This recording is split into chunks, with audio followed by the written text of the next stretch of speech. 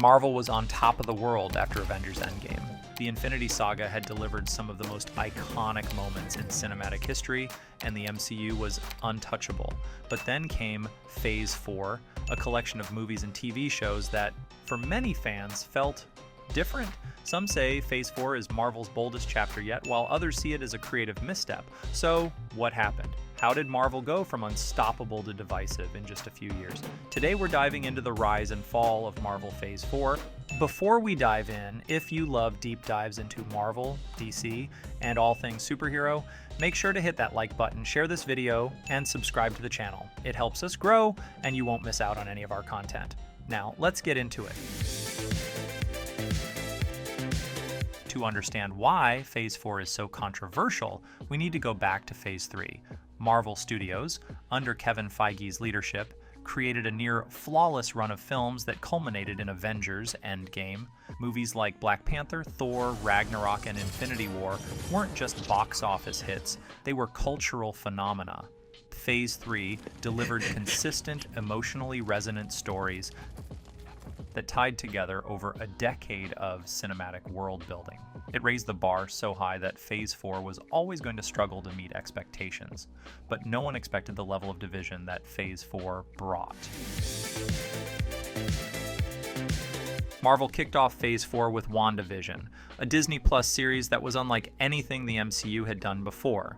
Instead of a traditional superhero story, WandaVision explored grief, trauma, and reality-bending mysteries through the lens of classic sitcoms. This was a bold move, and it worked. WandaVision was critically acclaimed, setting the tone for a phase that would experiment with genre and storytelling. Marvel continued to take risks with Loki, which introduced the multiverse, and Eternals, a visually stunning epic that delved into cosmic lore. But these experiments weren't universally loved. Eternals, for instance, was criticized for being too slow and self-serious, while Doctor Strange in the Multiverse of Madness divided fans over its chaotic pacing and tonal shifts. For every WandaVision, there seemed to be a Thor, Love and Thunder, a movie that many felt leaned too heavily into comedy at the expense of story.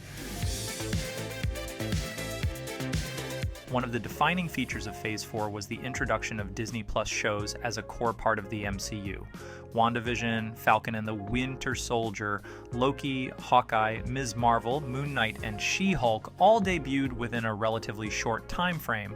While some of these shows were hits like Loki and WandaVision, others felt rushed or uneven. The Falcon and the Winter Soldier started strong but struggled with pacing. She-Hulk attempted to mix legal comedy with superhero satire but left fans divided.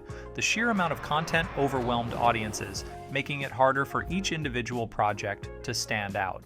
This quantity over quality approach hurt the MCU's reputation. Fans who were used to a steady stream of carefully crafted movies now had to keep up with a constant flood of TV shows and films, some of which felt like filler rather than essential viewing. Phase 4 also introduced the concept of the multiverse, a bold narrative choice that promised infinite storytelling possibilities. Loki set the stage by introducing the TVA and Kang the Conqueror. Spider-Man No Way Home capitalized on the concept with its crowd-pleasing crossover of past Spider-Man actors, and Doctor Strange in the Multiverse of Madness explored the darker consequences of alternate realities. But here's the problem. The Multiverse Saga feels unfocused. Unlike the Infinity Saga, which built up Thanos as a clear, overarching threat, Phase 4 lacks a cohesive narrative. Kang, the supposed big bad of the Multiverse Saga, has only appeared briefly, leaving fans unsure of where the story is headed.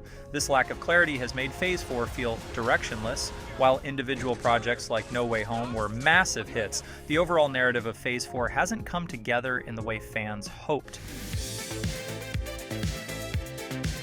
One area where Phase 4 succeeded is representation. Marvel used this phase to introduce diverse characters and stories, reflecting a broader range of voices. Shang-Chi and the Legend of the Ten Rings brought Asian culture and mythology to the forefront, while Ms. Marvel celebrated South Asian heritage through the lens of a teenage superhero.